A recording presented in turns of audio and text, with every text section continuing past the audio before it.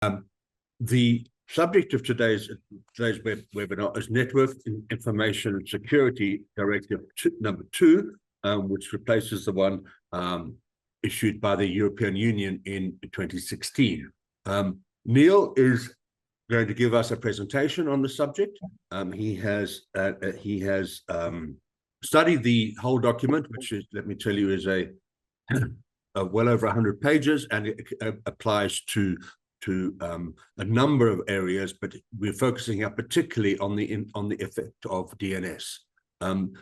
So Neil is a co-owner of ZARC, which is the registry that operates the COSAR and several other South African web registrations.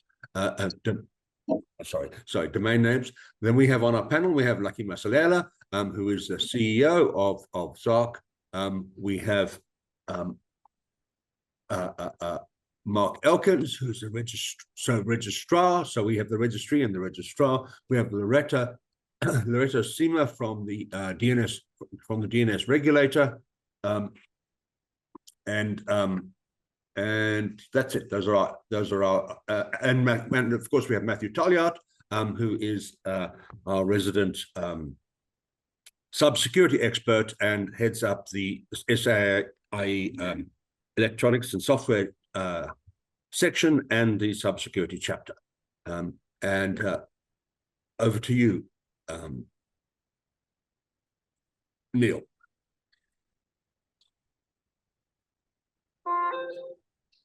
Thanks, William. Can you guys hear me okay? I'm just going to do a sound check. Yep, you're fine. Yep. Perfect. And you can see the screen I've shared, right? Indeed. Okay, brilliant. Well, hello, everyone. I sort of been pushed into this role today to give you a bit of an overview of the NIS2 directive out of Europe. I will start off by saying I'm no expert in terms of this directive, and I have a personal and business interest in its implementation and its take-up or its transposition into law in Europe. And I'll tell you why. First of all, I have an interest in a business that is based in Europe that is directly subjected to this directive and the national law that flows from it.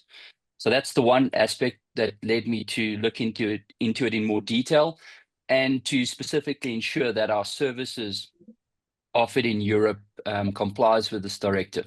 And you'll see a little bit later why that is such an important thing for us. Secondly, we operate a global domain name registrar, and as such, we know that some of our services, because we deal with European end users, is also going to fall under the ambit and scope of NIS2. And then lastly, and probably the most pertinent one for this discussion, is that as part of the registry operations for the ZA commercial SLDs in South Africa, in particular CO.ZA, we know that what is happening in Europe, or what is happening globally in terms of cybersecurity regulations, just like what happened with GDPR for data privacy, inevitably finds its way into our part of the world. So my interest in it from that perspective is to understand exactly what global players like the European Union are doing in terms of cybersecurity, how that impacts businesses such as ourselves in the domain name and internet infrastructure environment, and maybe to learn from that as a way of, in terms of which we are going to probably evolve our regulations in South Africa, or at least be informed by that. So those are the three reasons why I've taken a specific closer look at NIS2. So I'm not providing any legal advice or professional advice around this. I have read through the document. As William said, it's quite a lengthy one. Sort of does make your eyes glaze over quite a bit. But it is something that I believe is going to become quite important and has an impact on us, either directly as service providers in Europe or in the future, because we might likely see derivatives of this emerging in South Africa regulatory environment. Okay, so let's get into it quickly. Let's see if I can quickly, there we go. Okay, so is there a question? So I just read something. If there is a question, please just raise your hand. And William, if you could maybe just stop me and we can address any questions. Will do. I just posted the link to the document. Okay, cool. Yes, there was a discussion document that we sort of put together, ISPA put together, and this has been circulated. And it really touches on the key points of NIS2, but specifically how they impact in the domain name or the DNS environment. Okay, so what is NIS2? Really the objective of NIS2 as a holistic directive from the European Union is to enhance cybersecurity resilience across essential sectors in Europe. At its core, its objective is to boost cyber resilience of sectors that are vital to the functioning of society and the economy. And this includes everything from energy to transport, health, finance, and notably ICT services, the industries that we're sort of involved in. And in particular, it makes reference to domain name registries and the likes of cloud providers, internet exchange point providers. So it specifically focuses on those particular players within the ICT infrastructure industry. And the idea is to ensure that these sectors can withstand, respond to, and recover from cyber incidents more effectively. So that's the gist of NIS2, what it's trying to do. It doesn't just focus on the ICT sector, it focuses across a number of sectors, but it does have a particular inclination to focus quite extensively into the ICT sector. So again, NIS2 is an EU digital regulatory framework. It doesn't stand in isolation, and it's part of the EU's wider effort to create a safe, secure, and resilient digital ecosystem. And so alongside regulations like the Digital Services Act, the Digital Markets Act, the Cyber Resilience Act, NIS2 helps to form a sort of cohesive picture in terms of the regulatory environment in Europe for the players and people providing services there. The focus is on critical digital infrastructure and services. The point refers to one of the core priorities of the directive, and it ensures the security and resilience of digital infrastructure and services that are vital to society. And this includes things like DNS services, cloud computing, data centers, internet exchange points, and top-level domain registries.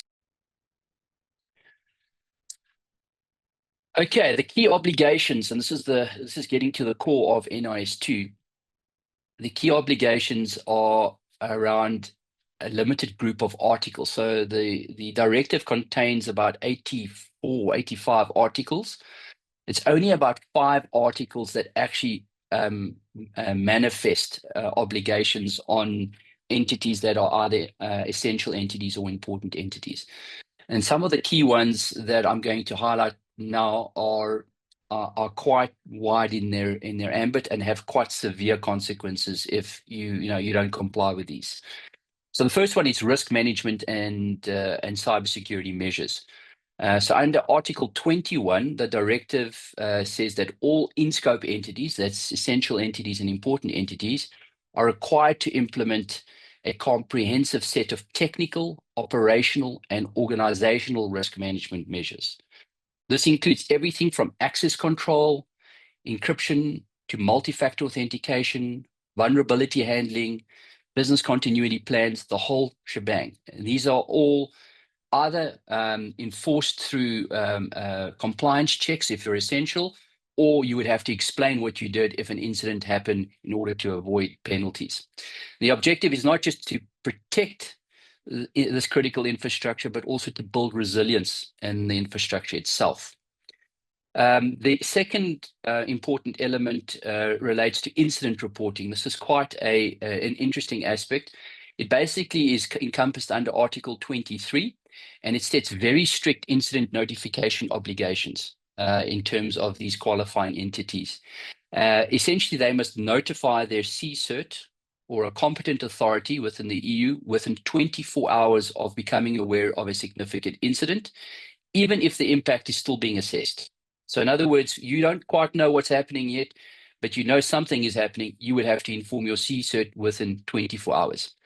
Then you might be required to provide a intermediate report, say within the next 72 hours, and you would have to file a final report on the incident within 1 month of the incident happening. And you would have to set out in that report the root causes of the incident, mitigation efforts, and any cross-border impacts that may have occurred.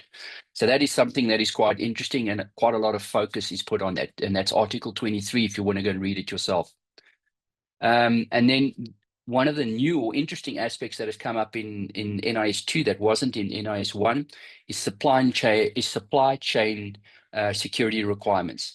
It's one of the more forward-looking requirements, is the obligation to assess and manage the risks associated with your supply chains and your third-party dependencies.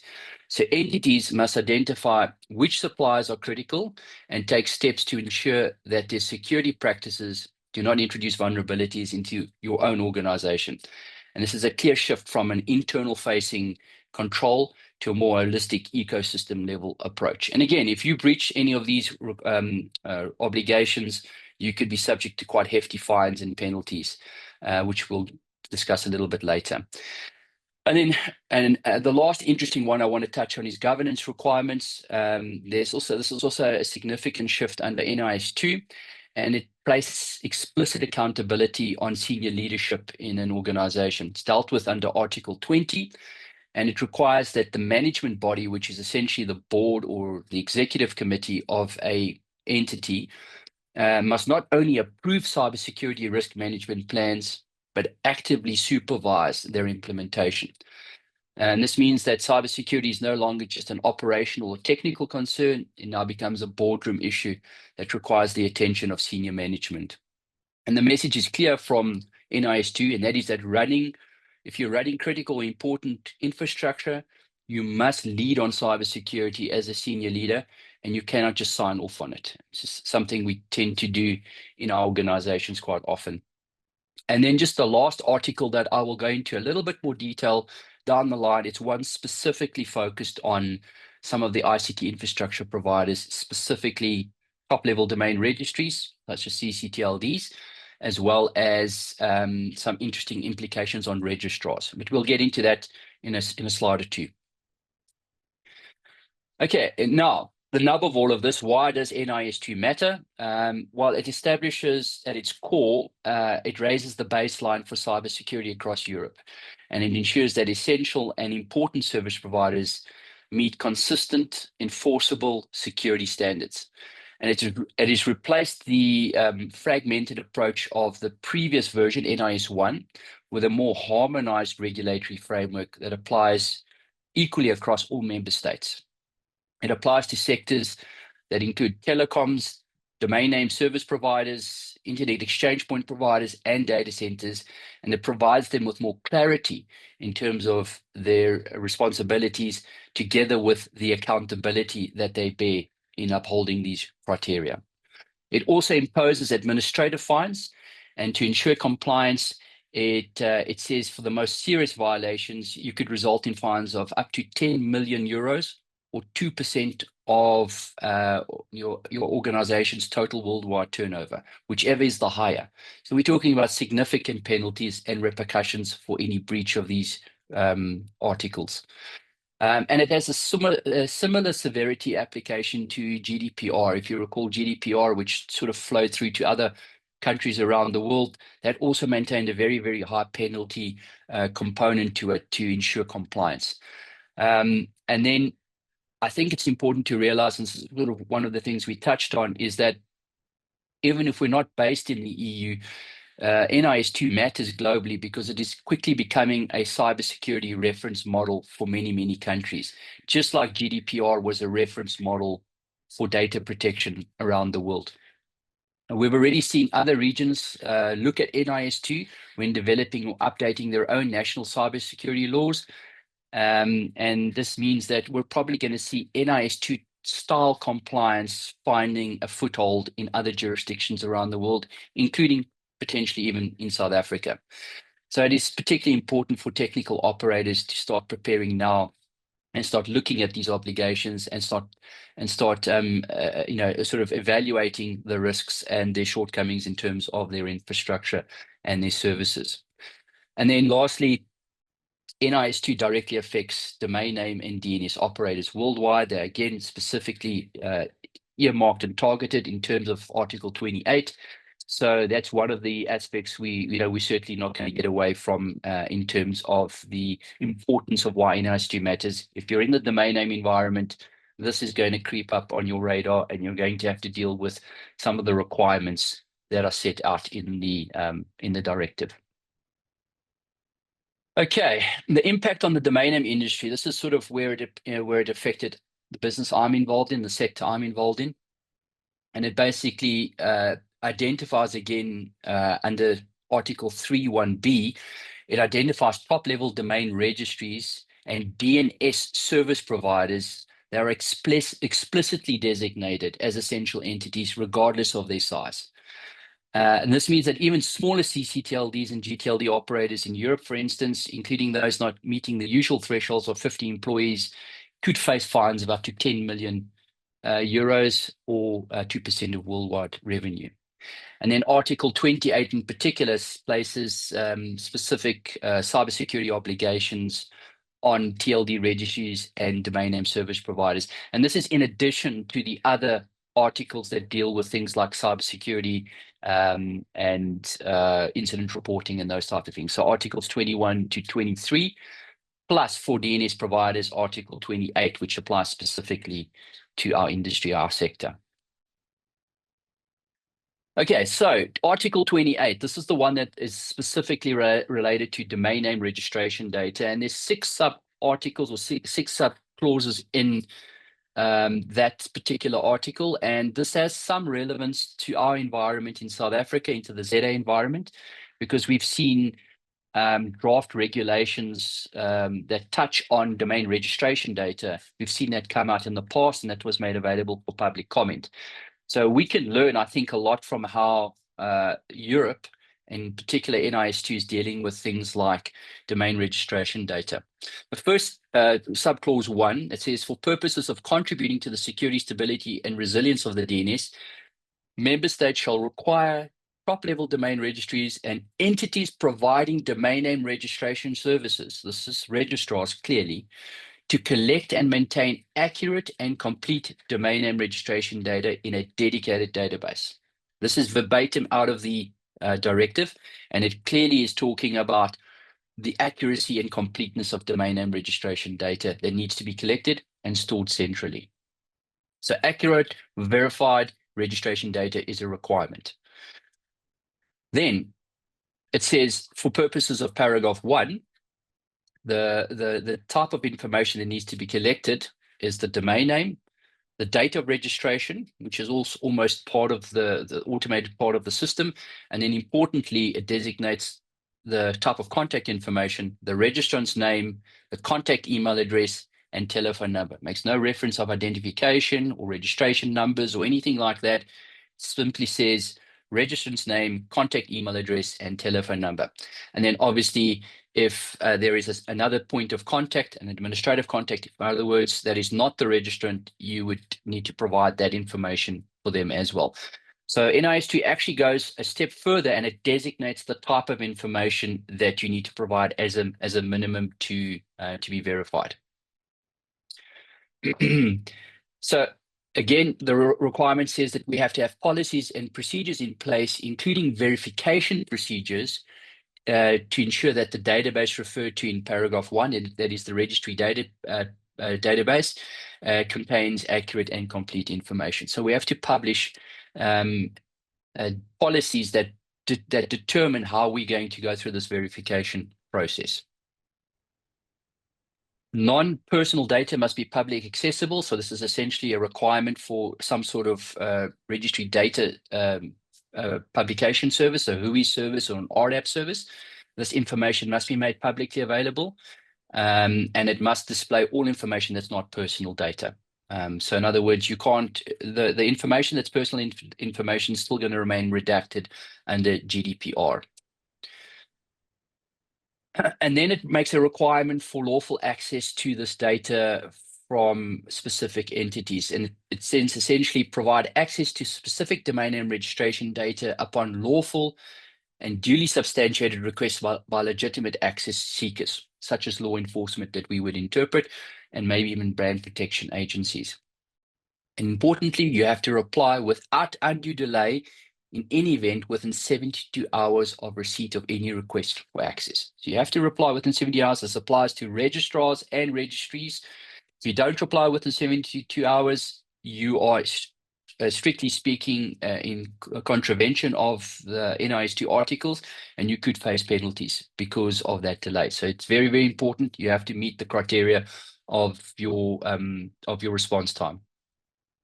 And then lastly, it makes an obligation on cooperation between the registrar and the registry community to ensure that there's no duplication of efforts to connect this data and to verify it. So again, this must all be set out and structured in policies as to how exactly the registries and the registrars will manage this, who will be responsible for what component of it.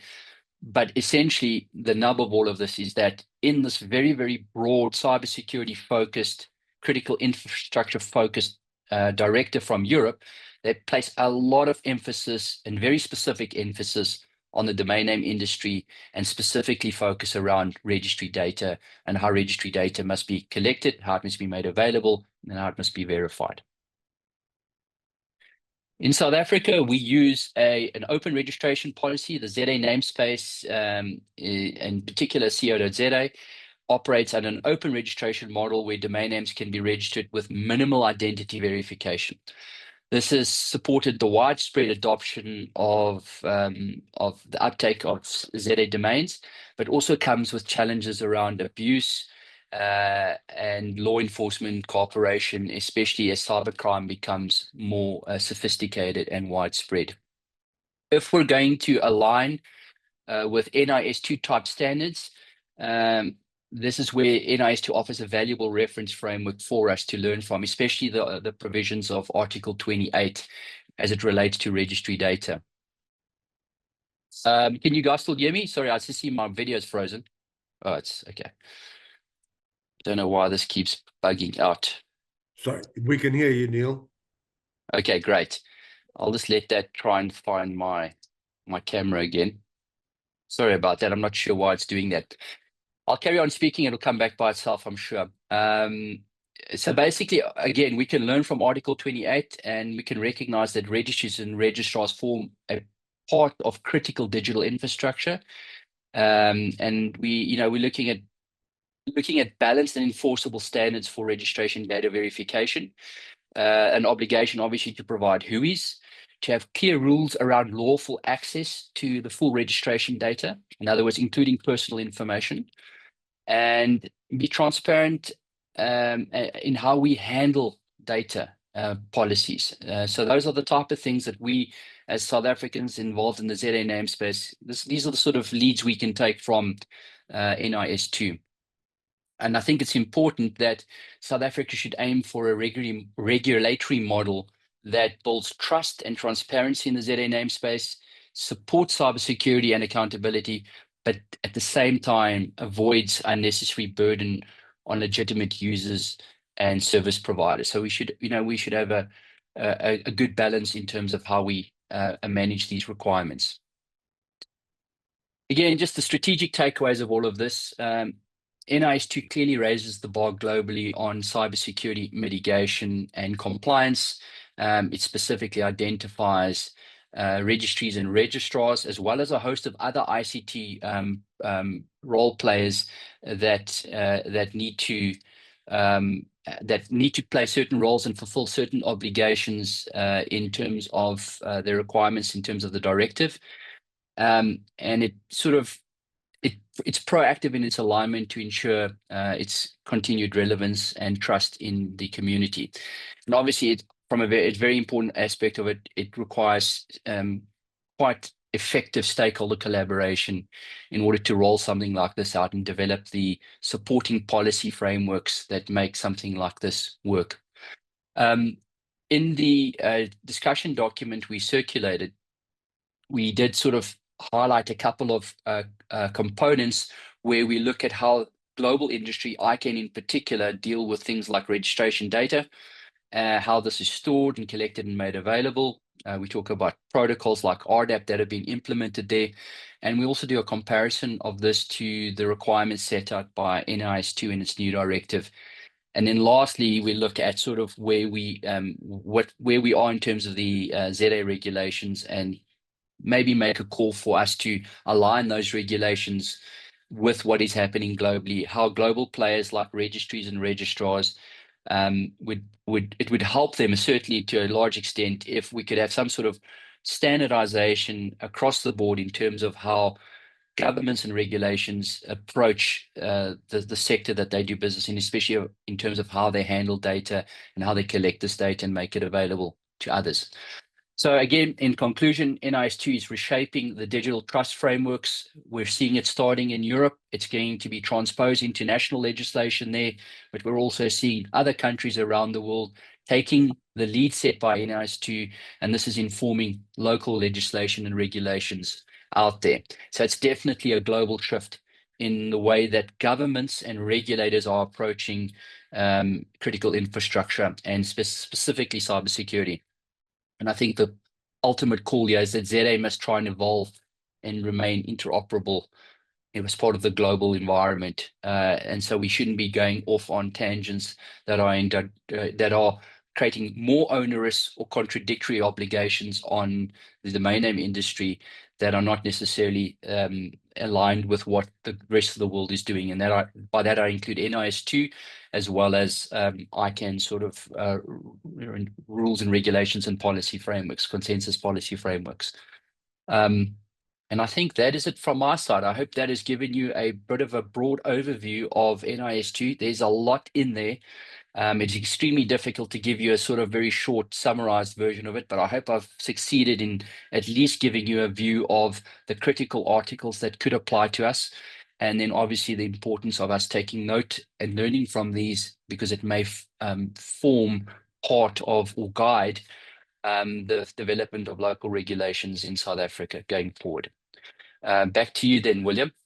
Thank you very much, Neil. Oh, you've unpaused your video. I was about to try and tell you to do that. Thank you. Sorry about that. Okay, that's an excellent summary of the portions of the NIS2 document that apply to us. Thank you very much indeed for that. I'd just like to emphasize a couple of things in your discussion document, and disagree with one word you used. Ensuring accurate domain name registration data may improve accountability, but it does not necessarily eliminate domain DNS abuse, as cybercriminals will still find ways to circumvent verification requirements, as we've seen with the RICA Act, where we now have 100,000 checkers, cashiers who have our personal identification data. And secondly, that we need to be very careful that strict verification members should not place unnecessary and impractical burdens on registrars and resellers while failing to reduce abuse significantly. So the benefits of implementing changes must outweigh the costs of the implementation. And then before we move on to the panel, I have one question for you, and that is, the NIS2 was published in 2022, and EU countries were required to include it in their national legislation by 2024. So why are we only looking at it in 2025? Well, it appears that not all EU countries have met their deadline, William. I believe like several have already transposed the directive into national legislation, but some of the bigger European countries haven't done it yet. So I believe what has happened is the EU Parliament, or at least the administrative body, has issued cautionary letters to these member states to let them know that they've got a period of, it's an extended period. I don't know if it's 2 years or 2 months. There's an extended period in which they would have to confirm to the administrative agency, the European administrative agencies, why they haven't transposed it into national legislation, where they are in that process, and then obviously make a commitment to doing it. If they don't do it and they don't meet that next deadline, and I believe this is all baked into EU legislative policy development processes, if they don't meet that deadline, I think they could be reported for investigation and even criminal prosecution is what I believe. So the question is, 2024 was the deadline. Why are we only talking about it now? Well, it's because even within Europe, they haven't completely implemented this. This is quite a significant set of articles and obligations to wrap your mind around and to implement into local legislation. And I don't think it's going to be done very quickly. It's going to take some time. I said it's a sophisticated and complex directive, and I think it's going to take time to implement. Why we've taken notice of this now is because we've become aware of those obligations in our business in Europe. And certainly you can see the effects of this also impacting within the ICANN environment, and because a lot of the role players in the ICANN global community are from Europe. And obviously the effects of NIS2 has become more apparent to the rest of the world through an ICANN sort of forum. And that's why we're sort of standing up, opening our eyes and digging deeper into this. That's why we're at least taking notice, but EU countries are not completely compliant just yet. Okay, thank you very much, Neil. I'd now like to move on to our panel. Unless people would like to ask questions now, we do have a question period after the panel speaks, and that may be the best way to deal with things. Matthew, you have your hand up. Yes, thank you. Hello, Neil. First of all, Neil, I just want to say well done on summarizing this NIS2. I'll be honest, I had to do also some research going into this panel, and you've done a fantastic job at actually summarizing that. On that being said, one of the things I also noticed with people I've discussed NIS2 with across Africa is that it is a strategic framework directive. It doesn't prescribe you with how you must achieve those goals.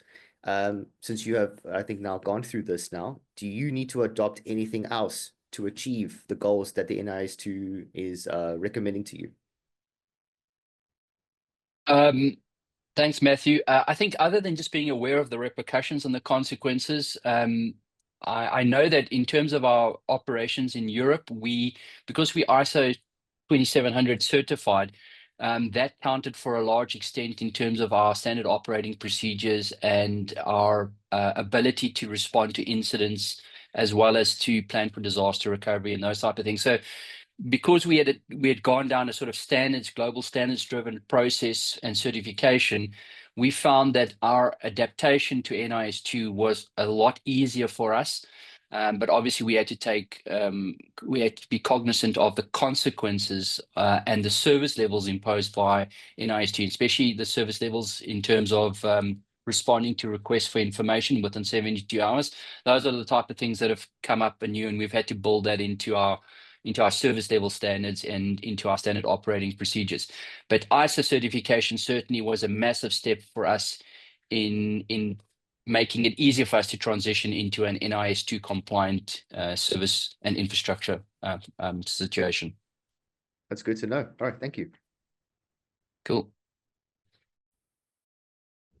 Keep being muted. Calvin, you are in the EU, and you have the floor. But I will remind others that we will have other questions after the panel. Go ahead, Calvin. Yeah, I think I echo what Matthew said about the summary. Well done, Neil.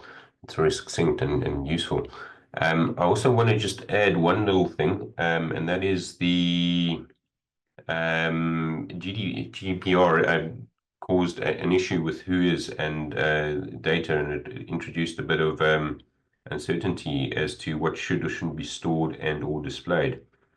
And I think what they've done, well, not what I don't think, what they have done is that they've gone and tried to clear up that ambiguity in the NIS2 stuff as to what registrars and registries actually have to store,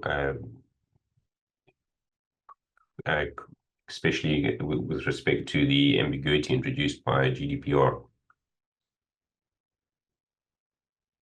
Thank you, Carl. Yeah, I'll go on to say that I think ICANN has also played a large role in that. They've also clarified what constitutes, from a domain environment, what constitutes personally identifiable information. So that the situation has become a bit clearer over time, but I agree with you. I think in terms of the defining the type of information that needs to be collected and given access to, I think NIS2 has done a great job in clarifying that to some extent. Okay, thank you, guys. Can we move on to the panel now? And I'd like to start with in a sort of a logical order. So I want to start with the registry, which is represented on our panel by Lucky Masilela. Lucky, would you like to introduce yourself and then give us some words about what you think about this, the impact and the effects of this NIS2? Thank you. Okay. Yes. Thanks, Neil. Thanks, Chair. I think, Neil, you've summed up the NIS2 quite well. You've set a beautiful platform for us to tee off from.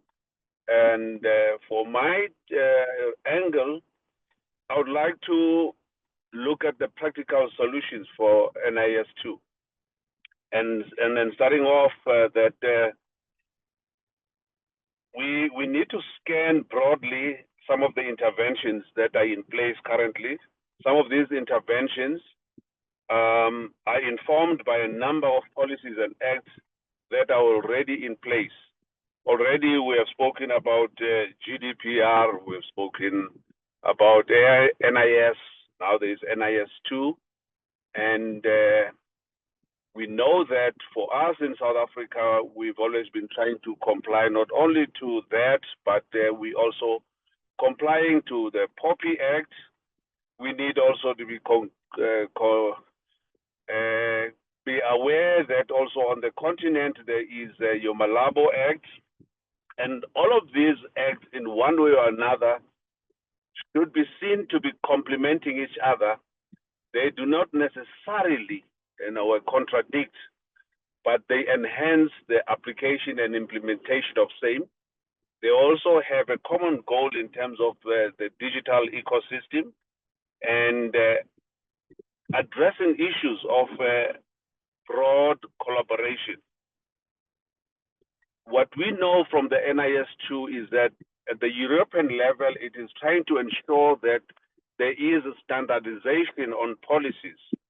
And that is what they are trying to enforce. And this is what Neil was talking to, that the drive and the goal now is to ensure that more EU countries are compliant to NIS2.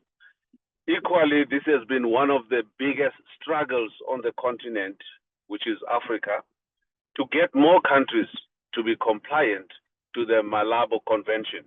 And then this has proven not to be an easy thing to do, But what we know is that as society evolved, there was a need to come up with more means of handling information and of clients. And this has necessitated a very responsible way of addressing that, Now, companies are equally obliged to comply to minimum requirements and standards, and this necessitated this standardization. And across all the acts and policies that we are seeing, there is an element of standardization.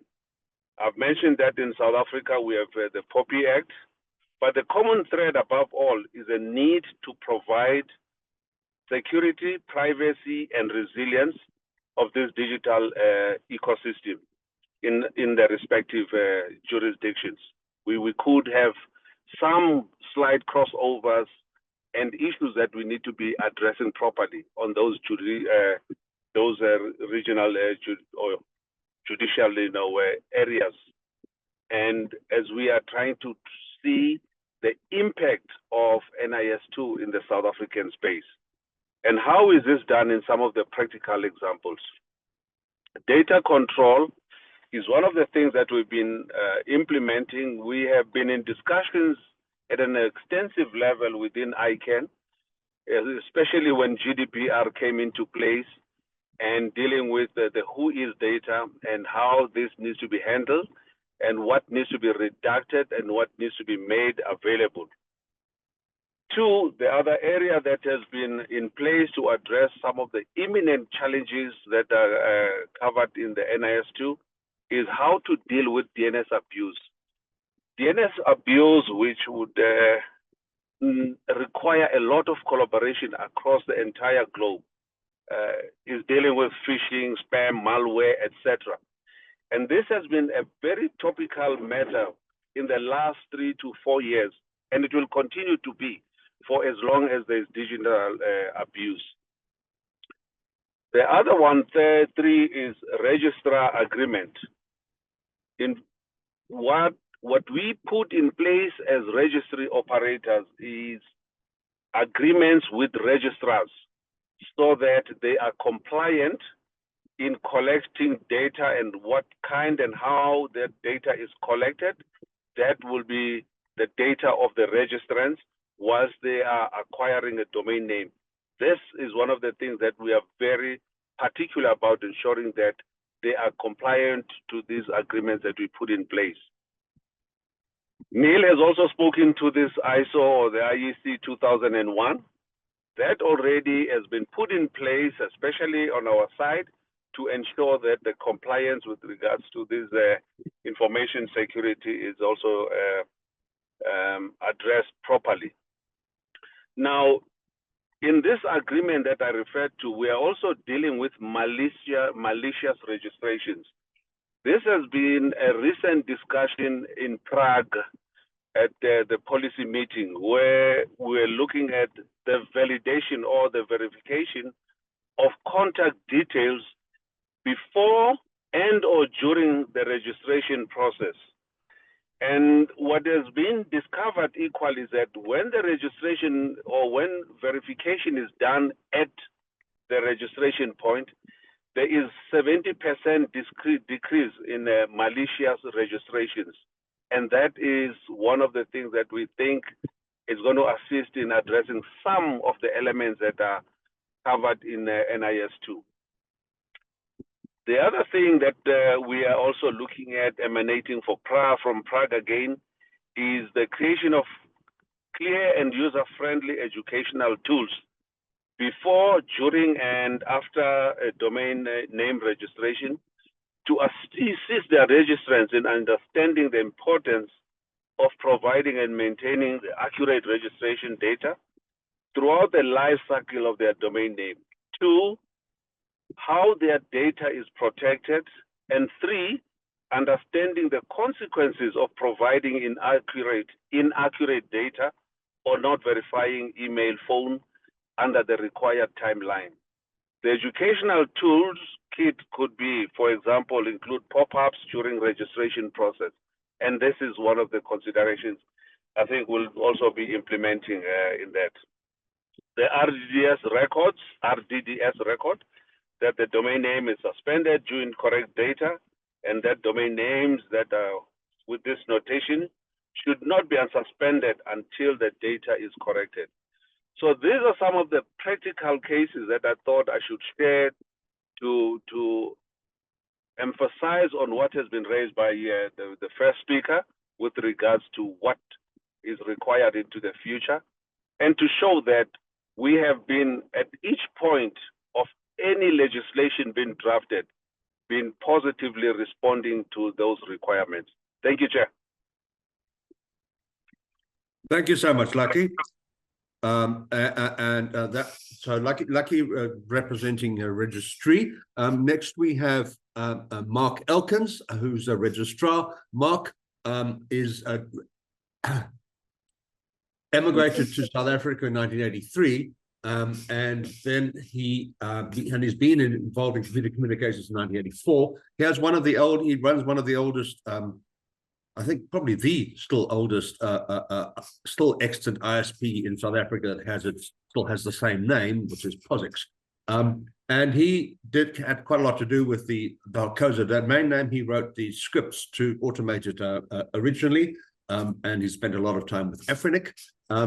And he's done a lot of traveling around Africa, and in particular, he is our local DNS guru who gives our training. Mark, can you? He with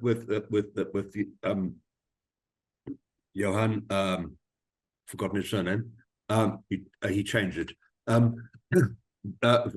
Sweden, gives the basic and advanced DNS courses, which we hold, try and hold every year.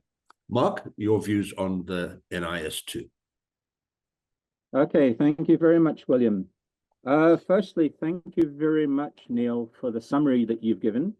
I have an 8-page double-sided document in front of me, which is basically a lot of your points, etc.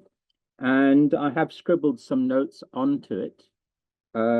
So, yeah, I'm a kind of an odd person. I'm a registrar for COSA, well, for ZA domains, as well as a whole bunch of other domains.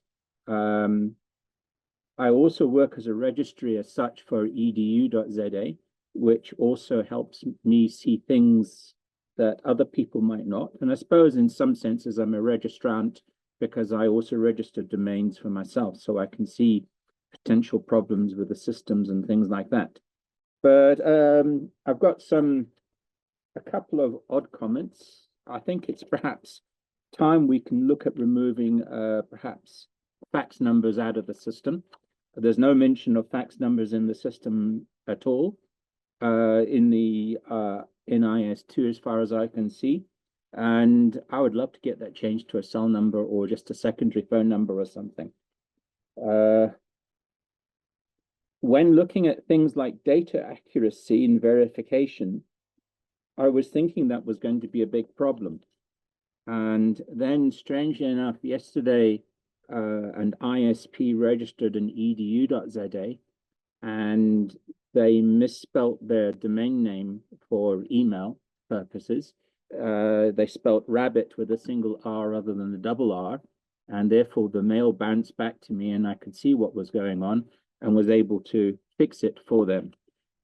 So I guess because I do send email to all the contacts when someone registers information, one can therefore see when email addresses are at least not correct or not working, or at least bouncing back. So I kind of like that idea.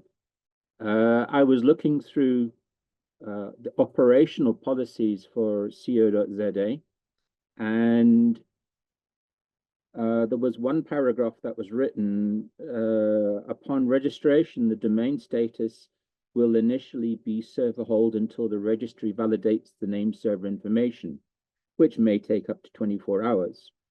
I wasn't aware of that, and perhaps that's because as a registrar, what I do is I don't allow a domain name to be registered until I actually do those checks on my side.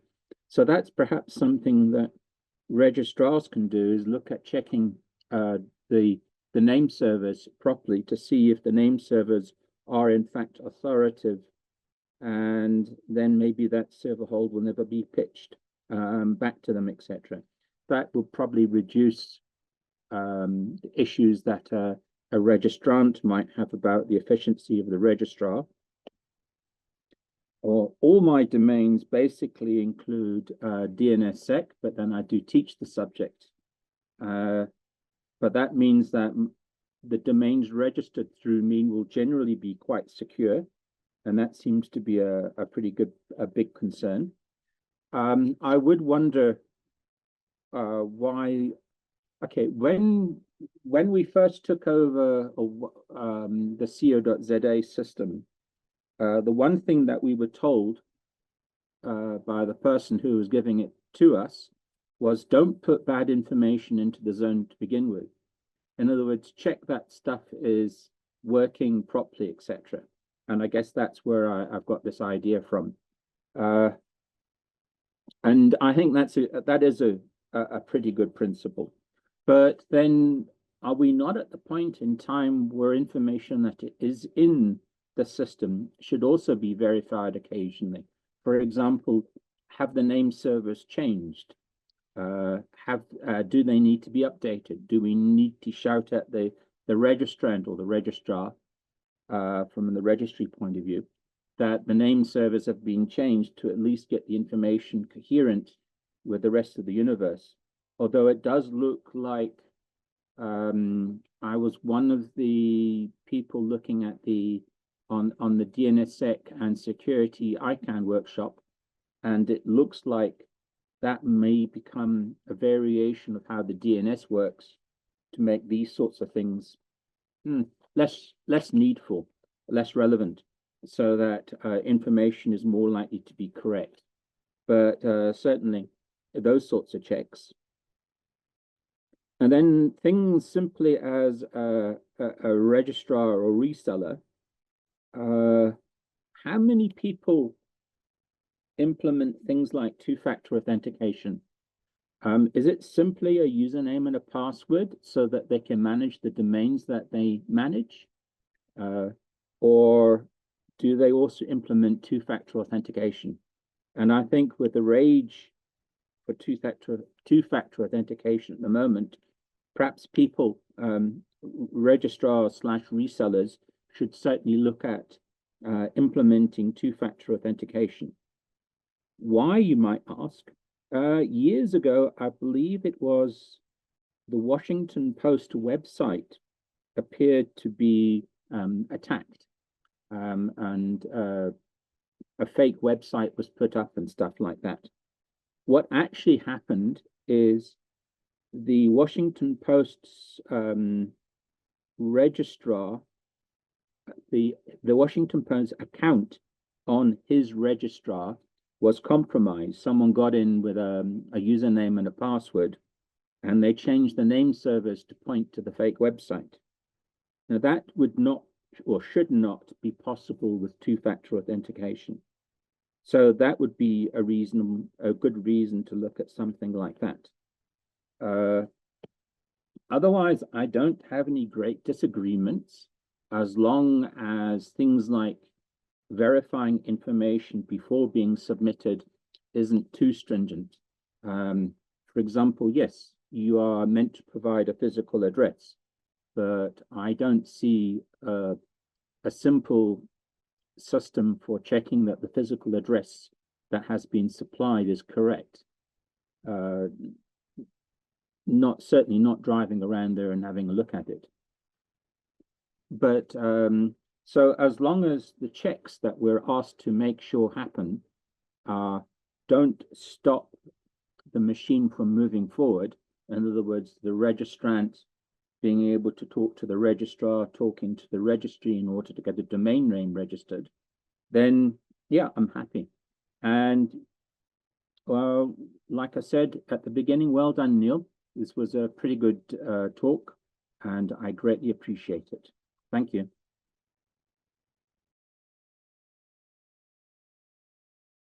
Thank you very much, Mark, for those words.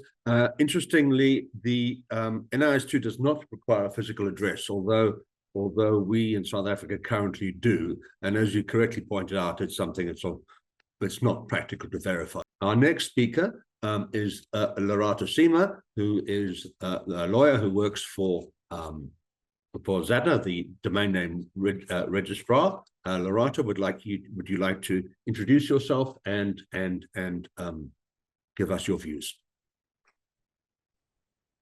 Thank you very much, Neil and William.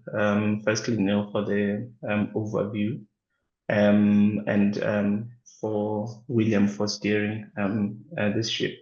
I think from a regulator's perspective, 4 key issues come up that would require us to deep delve in these particular issues, and they border around cybersecurity and resilience.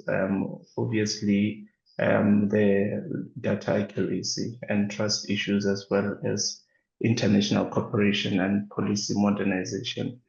The NIS2 comes at an opportune time where realistically we see the need for enhancing cybersecurity within our particular space. And to start off, I think it's quite important that in consideration of what we need to put in place technically, we should not leave behind the considerations in terms of the different frameworks, both locally and internationally. South Africa is at a good place in terms of at least national legislation that surrounds this particular issue. Mr. Masilela pointed out a number of legislation earlier, of which also one was to align with and just drawing it closer to our space to say, in terms of adopting ideal risk management frameworks, that is something that we should also look into this new proposal to see how effectively we are able to manage the space in light of the new requirements. What is more important in this regard is, in as much as our focus is on DNS abuse, because of the different business undertakings, there is likely a cross road or cross intersections in terms of our role as an industry and those other particular industries. For data accuracy and trust, I think we have a more elevated responsibility in terms of ensuring that our WHOIS database is concrete and up to date. And we believe that this will contribute in making domain name registration, integrity and public trust something that we can build on. Quite importantly is in the alignment of our function as a namespace, it has been alluded to that this particular proposition should be considered also in line with international best practices. Just drawing back from the ICANN registration data policy, there are requirements which have been set out and which I think in alignment with this new proposal serves us well in terms of adopting to those standards. The previous speaker, Mark, alluded to some of the practices, some of which are already being adopted and some of which we can consider in terms of bringing in the new and seemingly strong requirement for verifications in domain name registrations. And I think it is quite important that we start looking into that in ensuring that we are able to maximize on that particular requirement. The other issues around policy modernization. Within a South African context, ZADNA is in its own wisdom, as well as a call from the industry, has required that in terms of the policy framework for the different SLDs, and particularly zooming on to the COSA, in this instance, there is a requirement for us to zoom into it, really look into whether they still serve the purpose as initially crafted, emanating from our governing legislation, which is ACTA.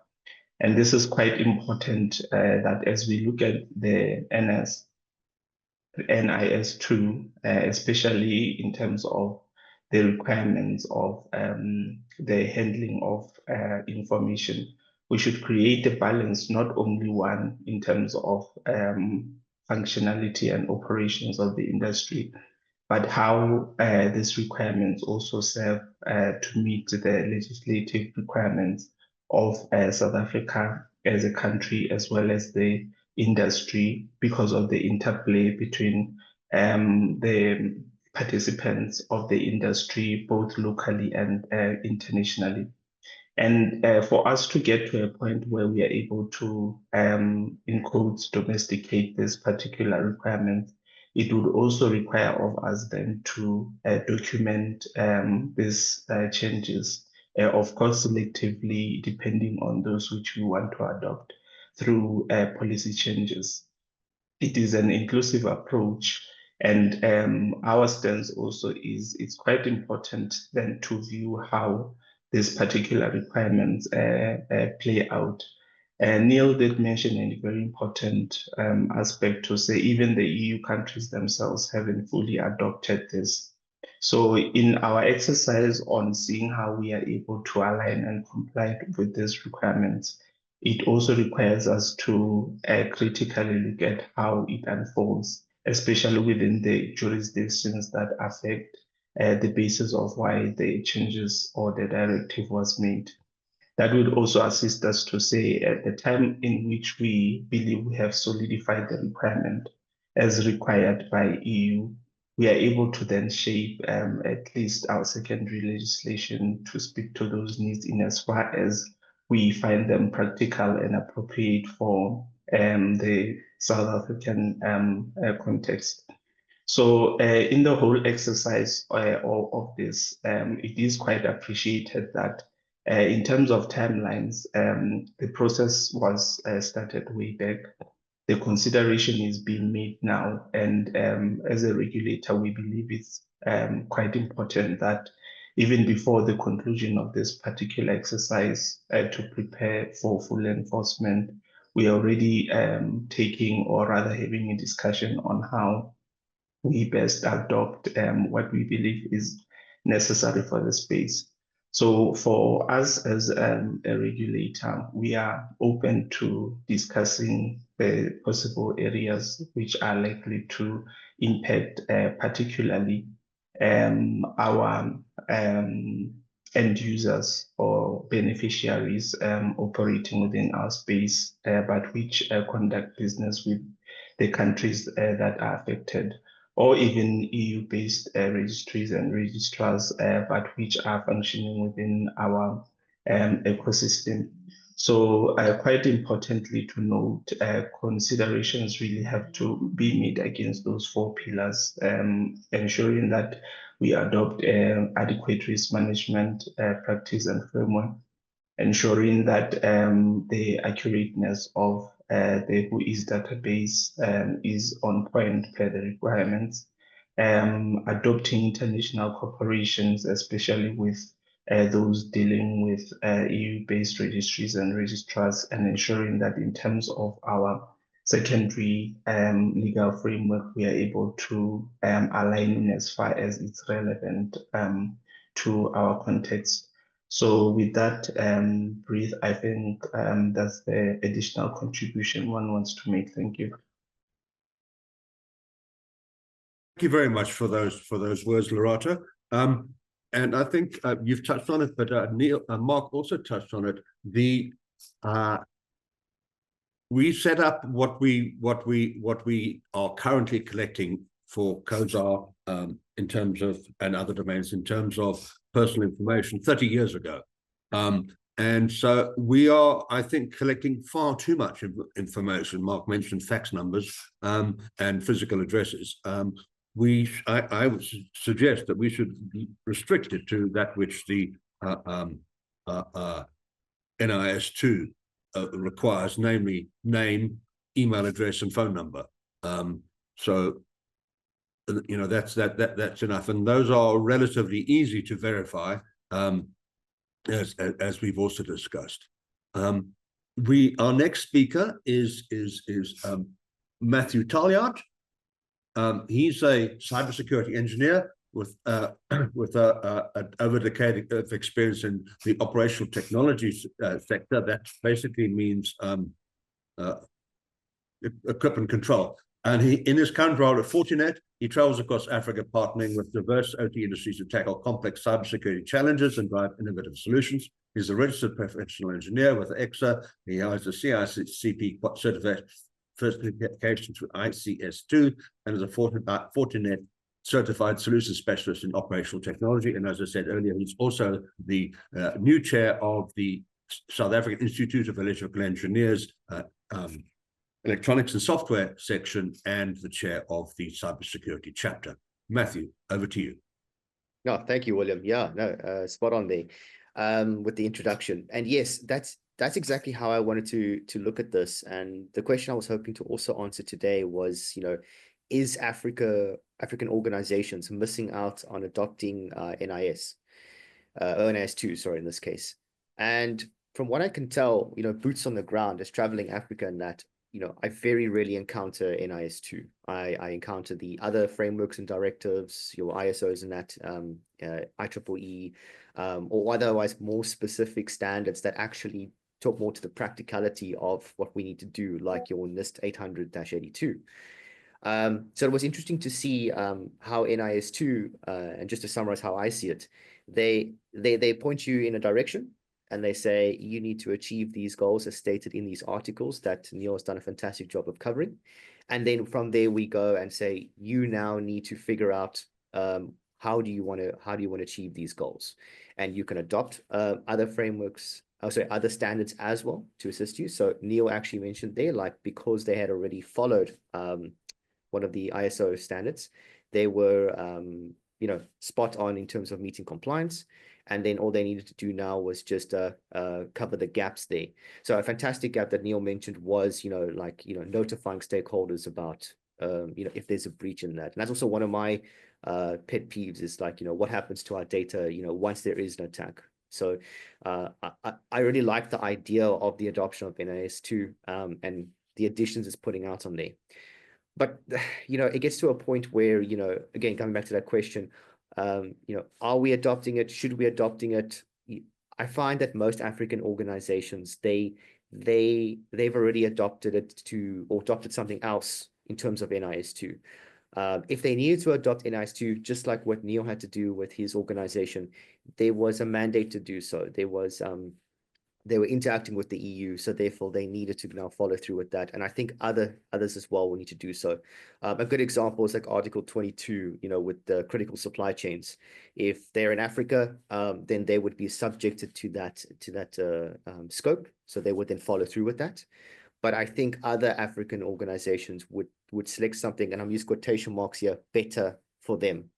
That makes sense for them, that they can, I think more realistically achieve and probably have a better understanding with, since they get more exposure to that when they network in their environments. Again, another thing, I go to a lot of conferences, and same thing, I will hear about the ISOs and the NIST, but not so much NIS2. So that's either that's a gap, or it's something that there's not enough support from a government level for that to occur. So my prediction is that, I don't think we're going to see more NIS2 until I see government actually coming to the table and saying that we want to see more, we want to enforce either something we have or something of equivalence going forward. So either you do NIS2, or we're going to develop our own one, and we're going to go and you must then enforce it. And I think once we see that, we will then actually see I think better overall cybersecurity, let's call it hygiene, going forward. But yeah, thanks again, Neil, for this. It was just really great there. I don't know if you have any other comments from what I've said there, but that's all from me. Thank you.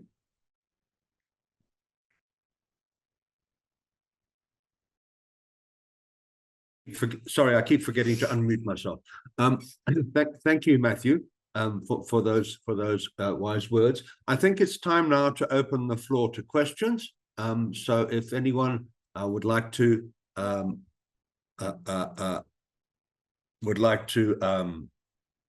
pose some questions, please do.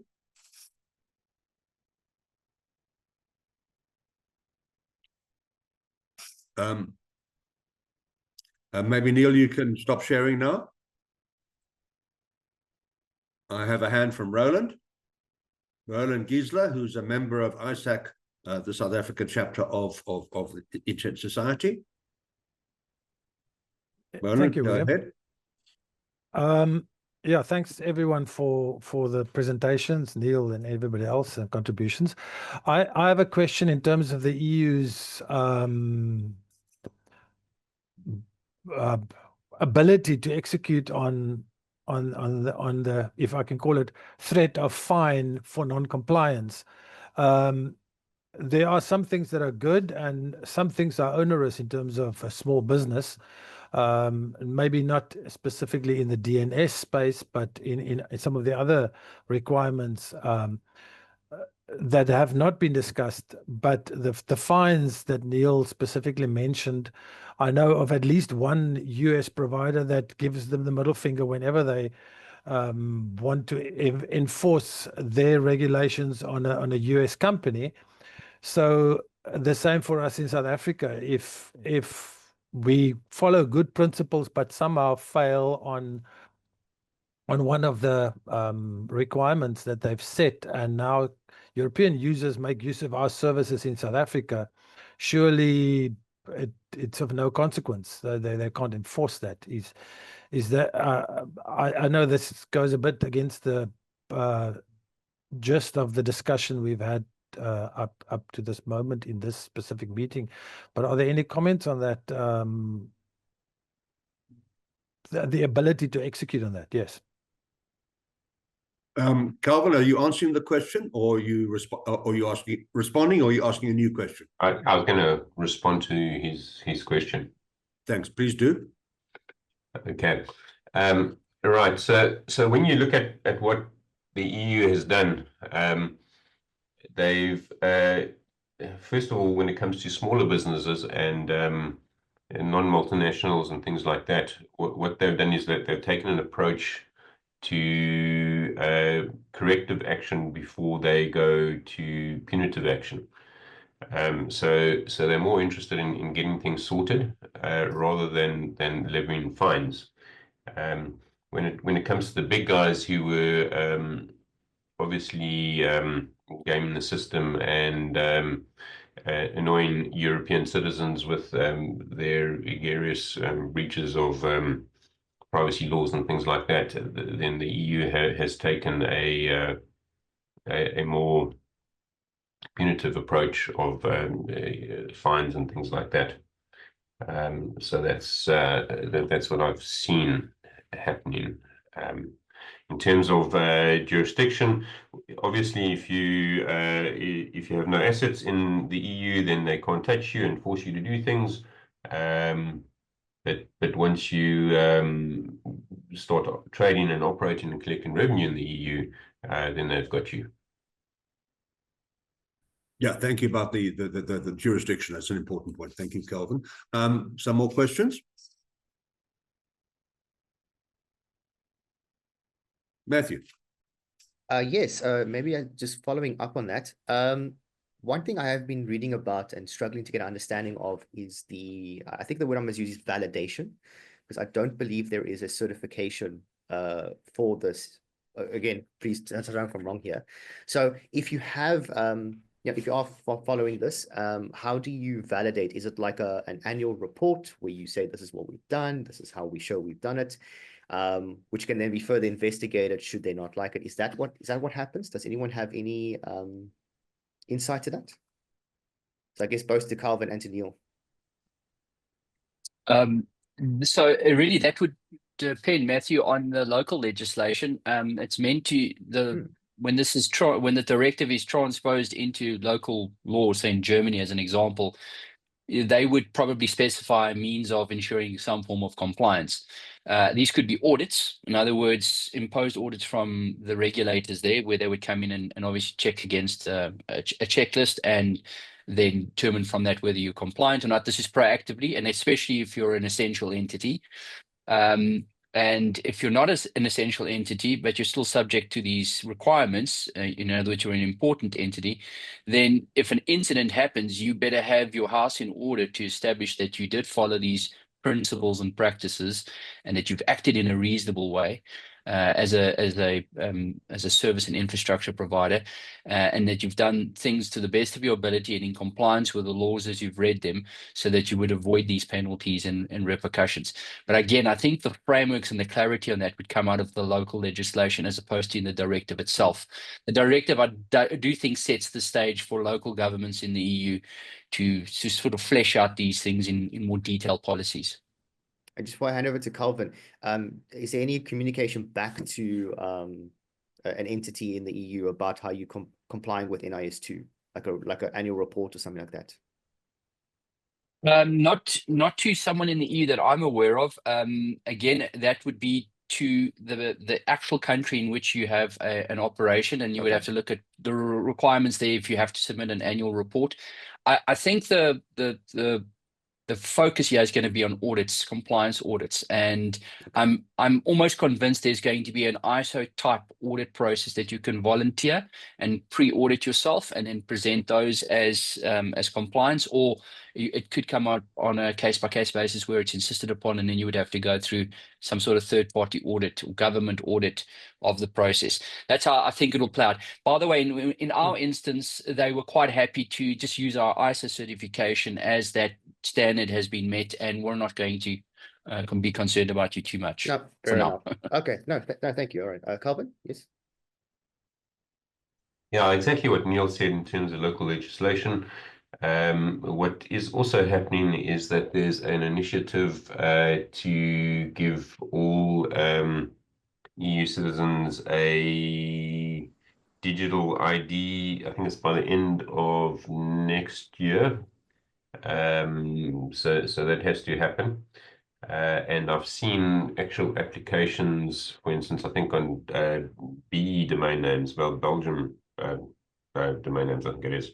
You register the domain name, the thing won't start working until you plug in your digital ID, which runs across any operating system and gets validated and things like that. So that's one extreme, and you'll have the other extremes where they take a less strict approach.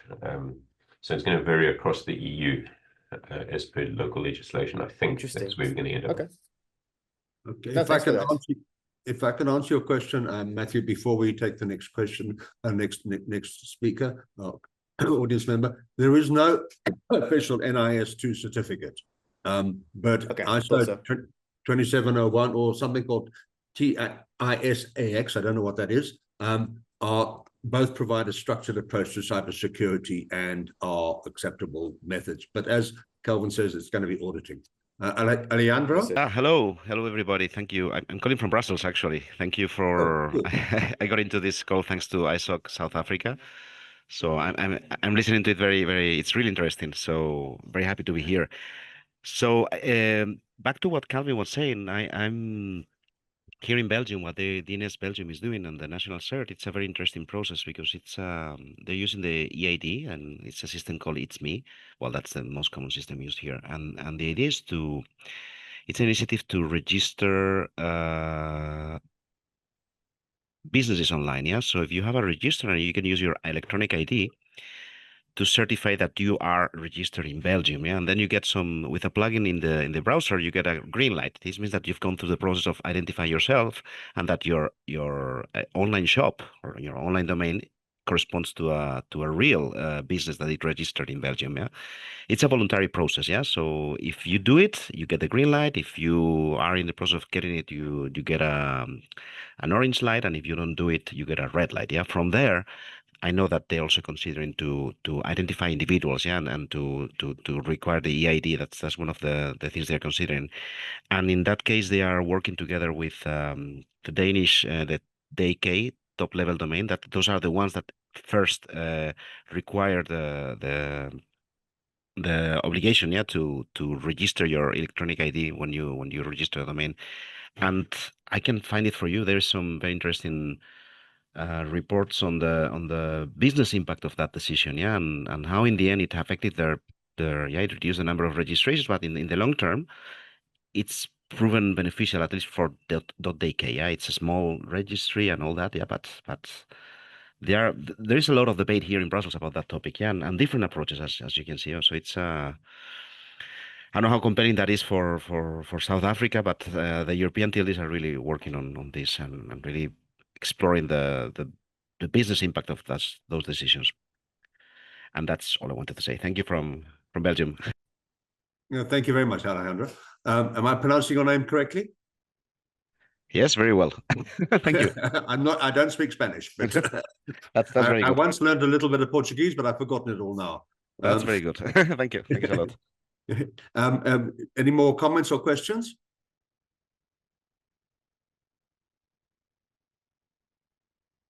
Has Moses from the DCDT managed to rejoin us? It doesn't look like it. I don't know what happened to him. And also we've got Hani Makola here from from ICASA. Would you like to make any comments, Honey? No, just to appreciate the presentation so far. At the moment, I don't have any comments to make. Thank you. Okay, all right. Anything else? Anyone else? Lerato, I have a question for you.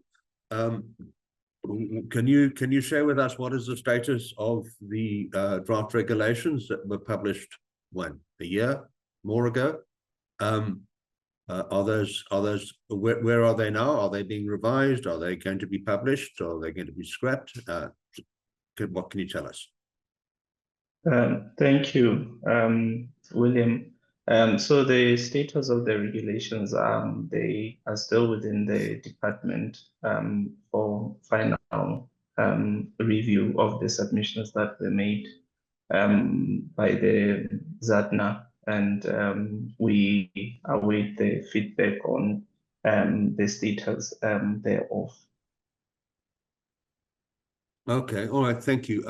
I don't believe that ZADNA provided feedback to any of the submissions that were made. Are you intending to provide that feedback?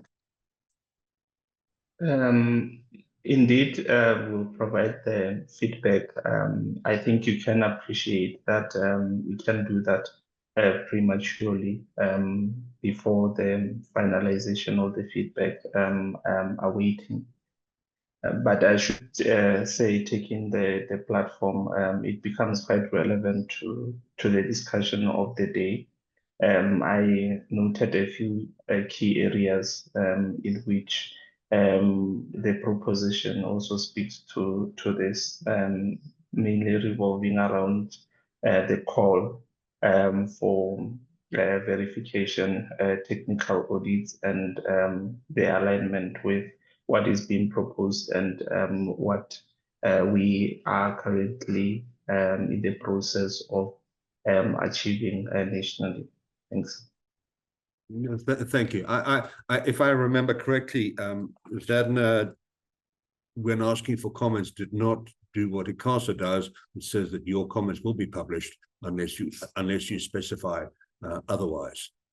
Is that an issue? Is that the problem with publishing the comments and submissions? No, just a point of correction. I think we did. In fact, not I think, we definitely did provide the feedback summarized in the reasons document for everybody to see. It remains publicly accessible on our website for all participants to engage in. Thanks. Okay, thank you, Lerato. Mark, you have a hand up? Yes, thank you, William. Historically, I'm from the UK. If you go to the UK and ask people for their identity, there is no reason, well, first of all, there is no ID number in the UK, to the best of my knowledge, anyway. People may have a driver's license on them, but then not everyone drives. And I suspect that with self-driving vehicles, less people will also have driving licenses on them. Whereas it looks like in Europe, literally the Bible is becoming, the prophecy in the Bible is that people will walk around with an inscription on their forehead of 666. I really don't like this. I would have thought that making everyone have ID numbers and holding that ID close to them whenever they go out of their house, it's like the state wants to control absolutely everything, and that again, I don't like that vibe. My point of view, just saying I don't like it that much. Certain things can be checked. Telephone numbers can be checked, I guess. Email addresses can be checked, I guess. But I don't want this country to go overboard in the checking of people so that people are no longer free. So I would just, my point of view. Thank you. Thank you for that, Mark. Do we have any further comments or questions?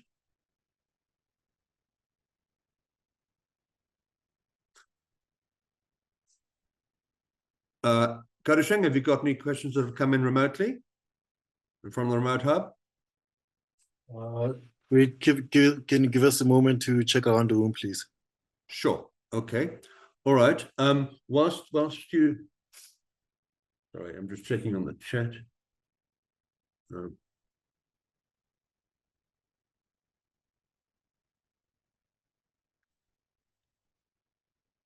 Okay, so there's a lot of useful links in the chat to this call, to this webinar, and I suggest that you copy them or open them, and so that you have access to that stuff. The question that arises really is where to from here? What's the way forward? There are a lot of different documents. Shall I use that word? Documents.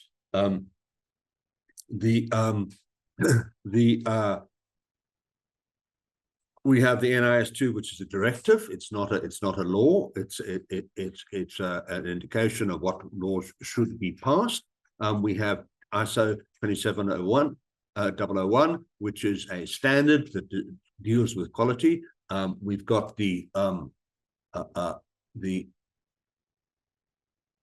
where's it gone?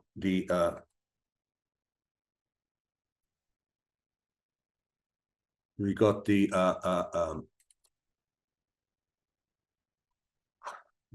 what's it, the convention that Happy mentioned, the African convention. I'm just looking for it quickly. Malabo protocol. Okay. Malabo convention. And so we have our own existing South African processes and legislation, and we have the European GDPR, and we have ICANN's data registration, domain registration data. So all of these are different things that we need to be aware of, and we need to, I think, as a country, we need to pick the minimum set that satisfies those and not add anything extra because we think it might be a good idea. It's very important to understand that nothing that is imposed on Joe Public in terms of identification or anything else prevents crime. You know, RICA came out, or should I say, RIC-BICI, the Regulation of Interception of Communications and the Provision of Communication-Related Information Act, which, as when I was part of ISPO, we spent 5 years trying to deal with that. It has been a hopeless failure. It has in a few instances has enabled criminals to be tracked, but even today, correct me if I'm wrong, if I don't know if we have a large ISP present, even today, the Office of Interception is still not capable of actually receiving an intercepted live IP stream. So, you know, that's 20 odd years later. So my plea is that we do not try and put additional onerous obligations on anyone, any entity in this country that will not be productive. You need to weigh up the cost versus the benefit. I see we have a couple of thumbs up there. Kodasheng, have you got questions from your end? From my side, William, I think maybe we should also, while we have the team from MENS here, if they can touch on the session that's going on tomorrow at the end. Thank you. Oh, yes. Okay, so there are, Lerato, I'll come to you in a moment. There are two things happening. Firstly is that ISAC has a session on manners coming up tomorrow. Can you put the link up in the chat, please, Kodasheng? Okay, there you go. And we also have ISAC's AGM happening tonight. So we've got quite a lot of stuff happening. Can you put that one up as well? And whilst you're doing that, Lerato, would you have the floor? Yes, thank you, William. So I was just reacting to your question. And as the regulator, I think we have an opportunity to do a number of things at this point in time, some of which will run parallel. One, I think we should continuously track the implementation of the NIS2 in EU and the adoption by non-EU TLDs. Secondly, to conduct a gap assessment in terms of comparing our current registrar policy framework against the practices that are proposed, and to really prioritize on key issues around what we've already spoken about, including incidents, risk reporting, accurate data, holder verification. And this really can be done through concerted engagements where we can facilitate consultations with South African ISPs, registrars, cybersecurity bodies to evaluate alignment opportunities. And lastly, I think from us is a commitment to really from that take on which future strategic outcomes from a ZA and space that we can adopt. That's my recommendation. Oh, thank you, Lerato. Can I come in there? Please, Lucky. Yeah, just quickly. I think for us, the COVADIS, where to from here? At the minimal, I think we need to be looking at what we have in front of us. If we can, at the minimal, be compliant to the POPI Act, at a minimal, if we can be compliant to the Malabo Convention, at a minimal, we should be able to fulfill the requirements that are in the NIS2. I know what we did as the contracted parties in ICANN, we collaborated extensively, the registry operators and the registrars, in terms of addressing the banning issues within the GDPR. And equally, I think we are engaging extensively again to identify what are the banning issues around the NIS2. And we have been able, from the lessons on the GDPR, to bring back those best practices into our local environment within the South African space. And I believe we will do the same thing once we have identified as a collective, both at the registrar and at the registry level, having identified the easy to implement, to try and nip all of these things at the bud, we are going to bring them also up across into South Africa and see how best it can be implemented to ensure that we are compliant fully, not only to GDPR only, not only to NIS2, but our goal is to be compliant to every legislation that impacts and affects our operations and our clients. Thank you. Thank you, Lucky, for those wise words. Alejandro, you've got your hand up again. So I'm reacting to what Lucky just said about the minimum agreement. Yeah, that's what we are trying to do with. I shared a link before. It's this meeting that is going to happen next week. It's a meeting with registries and registrars from different parts of the world, and the idea is to identify what they can do within their own market limitations and within their own legal limitations. What's the minimum they can do by taking all this from their own perspective, not because it's imposed from an outside regulator. What they can do to move the needle, to how they can build the carrot before the stick comes, basically. So that's going to happen next week. It's an open process. I said that all registries and registrars are invited. So and it's going to continue. It's not only going to be next week. It's going to be, we're going to be meeting every month. So it's something like Manners. You mentioned Manners also. Manners started like that, as a group of network operators that got together and said, hey, how do we fix this before the regulator comes? Or now that we have some regulatory pressure. So that's the spirit of our initiative. It's just facilitating a conversation where registries and registrars will have the capacity to decide what they can do to improve these things. Yeah, the EID, how to deal with that, bulk registrations, how to keep all those questions that have been raised here and that are being raised in different parts of the world. Yeah, the ICANN contractual terms, the NIS2 and other regulatory areas. Yeah, it's the idea is to find a common space for mutual agreement among the industry members, without anybody else interfering. So if you want to join, just you have my details there. I'm more than welcome. I really wish we could have more representation from Africa. It is mostly at this moment, it's mostly Europeans, a bit of America, Latin America, and a bit of Asia, but Africa is still underrepresented. So I would really like to have some partners from that part of the world. Yeah. So if you're interested, just ping me and that's it. Thank you, Ed. Thank you, Alejandro. Yes, Africa, unfortunately, is always underrepresented, but we're catching up slowly. I think it's worth pointing out that we're affected by the EU's GDPR. We're affected by the NIS2, not because we fall under their jurisdiction, but because the EU is the biggest market in the world, and therefore we do business with the EU one way or another.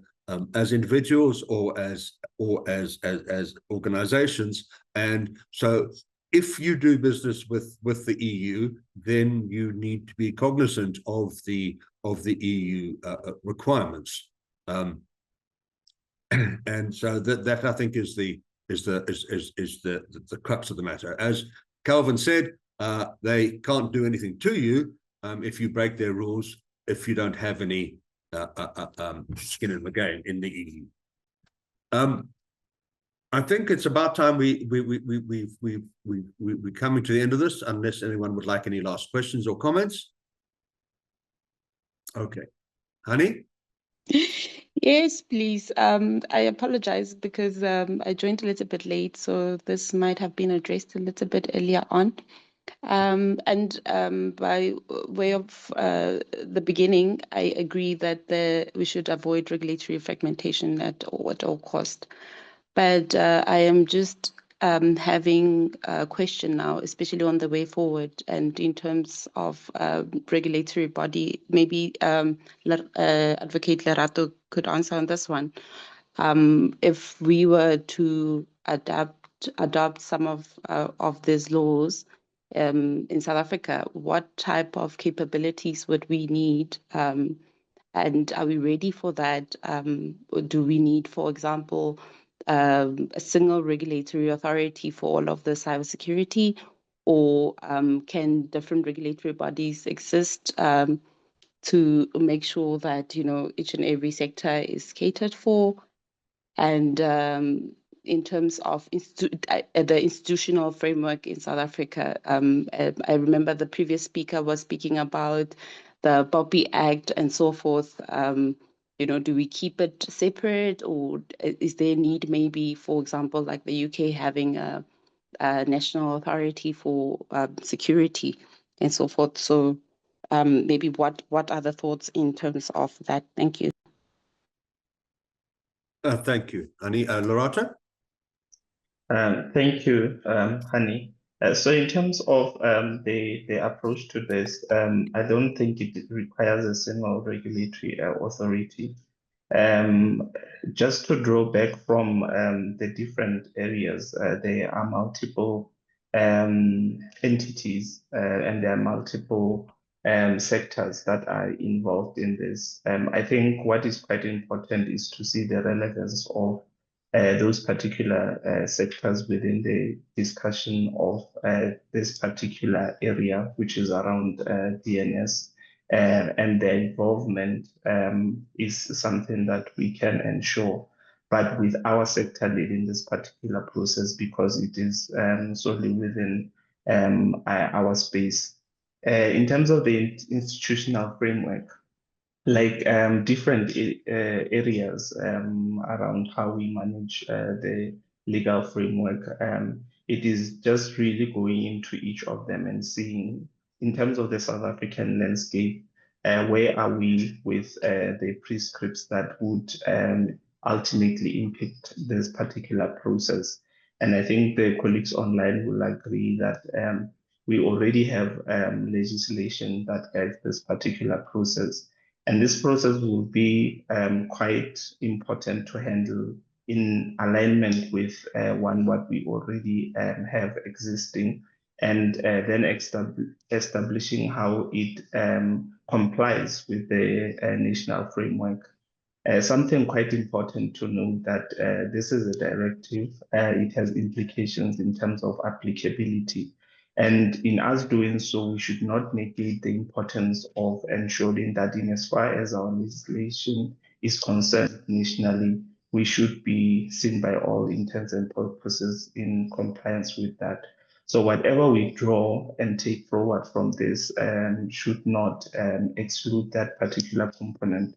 It is really drawing down to say which of the relevant stakeholders are at play, which relevant framework is in place, and how as an industry are able to lead the discourse and the discussions around this subject matter. And this will really enable us also to mitigate the lengthy process of trying to come up with a different recognized structure, setting up different frameworks rather than exploring what we currently have and can maximize on. So with that, I think we really need to centralize the issue around that as a means forward. Thanks. Thank you very much, Lerato. Neil, you have your hand up. Yeah, I would like to make a sort of parting comment on all of this, and I'm not quite sure how to frame it, but let me give it a go. I think when you see these new directives, policy proposals, perhaps even regulations and laws that come out, a lot of the time, the regulators and the lawmakers think that they're creating something novel and new, and that this is going to be the new gold standard that no one has thought of, was implemented, and that the law gives birth to these requirements. And the truth of it is really that a lot of the requirements, in particular the NIS2 directive and in local legislation, a lot of it is actually already been implemented in some form or another by the industry, by role players in the industry. And it's done on the basis of that it makes sense. It makes business sense to implement certain things. It makes business sense to protect your reputation and the security and integrity of your data, and you look after your customers. So you find that a lot of the things that are coming out and becoming laws and regulations and frameworks are already there in some form or another. That doesn't mean that regulations and laws don't have a role. The role to me is not to try and create these new, unique, novel requirements and to bestow these huge and fantastic standards on a community that is waiting there to accept them and implement them. I think the purpose of the laws and the regulations is more to provide clarity in terms of what is expected, because you have you have so many different feeds and so many different things happening in the cybersecurity space that sometimes you have to pick and choose which things you're implementing. So it's not for a lack of choice, it's too much choice. And laws can provide clarity in terms of what the expectation and the standard should be. These are the ones you should be looking at as a minimum. So that's an important one. Not to say that you haven't implemented or are implementing them, but we as a collective understand that these are the important ones. And then the other component, especially as it relates to the domain name environment, is that laws provide some sort of a functional feature where you can coordinate amongst different stakeholders. If you take the example of, for instance, the stakeholders in the domain name industry, you have the registries operating, you have registrars, different types of registrars, corporate registrars, end user registrars, reseller registrars, you have resellers potentially, you have end users, corporates, individuals, you have government, you have regulators. All of these people are involved, and it's sometimes good to understand the common thread amongst all of us in terms of how we coordinate. And that's where regulation really has a role to play, not to establish something novel or new that isn't being implemented or doesn't have, it's not incentivized by good sense and by what is required from a business perspective. So adding requirements in that are not already there and implementing them as if they are this unknown standard, undiscovered standard, and the legislators are introducing it, is the wrong way to go. It's rather to say these are the collection of things that are good practices. We're going to codify them in a regulation, and we're going to show you how you're going to coordinate amongst the stakeholders in order to implement this. And then just sort of how that crystallizes or manifests in the nth degree is that from a ZA perspective, from a ZA commercial TL SLD perspective, from a CO.ZA perspective specifically, and I can speak with some authority on that, I can tell you that the namespace that we have is that we run together with the registrars and the regulator in South Africa is a well-run, well-respected, highly regarded namespace, and it's highly trusted by end users. The instances of DNS abuse are there, for sure they're there, but they're not as prevalent and not as overpowering as you would think. The reason being because that industry is already trying to tackle these things based on common sense, based on the need to run an effective and profitable business. That's why things are being dealt with. I know that the registry is proactively looking at things like DNS abuse. I know that the brand and the corporate communities are regularly making use of ADR processes to challenge domain name registrations. There are registrars that are receiving complaints and dealing with them and responding to their customers and investigating, conducting investigations. All of this is happening. And all of this is happening with the current registry data set that we have. And all of it is happening whether we have legislation or not. Where legislation would add tremendous value is to sort of set the standard across the board, as well as helping us coordinate whose roles and responsibilities are where, especially when it comes to dealing with instances of abuse or where consumer protection rights are threatened, is who needs to do what is the pecking order as far as that goes. But other things that have come up in NIS2, like incident reporting and making your systems more resilient towards cyber threats, putting in security measures like multi-factor authentication, all of those things are actually common sense. They were born out of the private sector and business, and they're implemented, widely implemented and adopted. We don't need laws and regulations to enforce or to introduce and enforce that. We need the regulations to coordinate how that must implement, and we must set certain standards that people have to comply with. Certain common standards that people need to comply with, because otherwise there will be accountability or consequences to it. That's the real value of it. I think we must shy away from going off on a tangent and creating novel new things that are not already in existence, that have not been proven, that don't potentially help, that are disproportionate to the outcomes we want. And in those instances, regulations become more of an onerous aspect, and they basically decay competition and the success of the private sector. So that's just my parting thoughts. I don't think it's all doom and gloom. I think the industry and individuals involved in the industry, domain and otherwise, are actively working on these things despite the availability of regulations and laws and whatever. Thank you, Neil, for those very wise words. And I don't know if you've watched the screen, but we had our telecommunications regulator giving you the thumbs up there, or in fact saying perfect. I love it that the media refers to MPs as lawmakers. People in Parliament, and mostly to a much lesser extent as regulators, seem to think that if there's a problem, let's pass a law and that will automatically solve it. And they forget that actually there are already 14 laws that already address this particular issue. They're not implemented, they're not enforced. Passing another law will have no effect whatsoever, apart from raising the cost to society of compliance, which is counterproductive. Anyway, thank you very much, everyone. I think we've had a constructive 2 hours. I've certainly learned a lot, and I'm sure others have as well. I'd like to thank all of our speakers and everyone who contributed and asking questions or clarifying points. And I'd like to remind you that ISAC has a manners session happening tomorrow.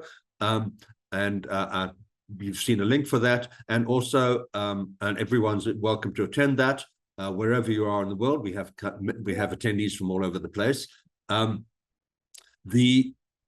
tonight is the AGM for the Internet Society South Africa chapter. It'll be held remotely and at 4 separate venues. one in Soweto, one in Cape Town, one in Durban, and one in Kimberley. The link is in the chat, and any South Africans who wish to join the South African chapter of the Internet Society are most welcome to take part. With that, I thank you all for your attendance, and it's exactly 12 o'clock, and we're finishing on time.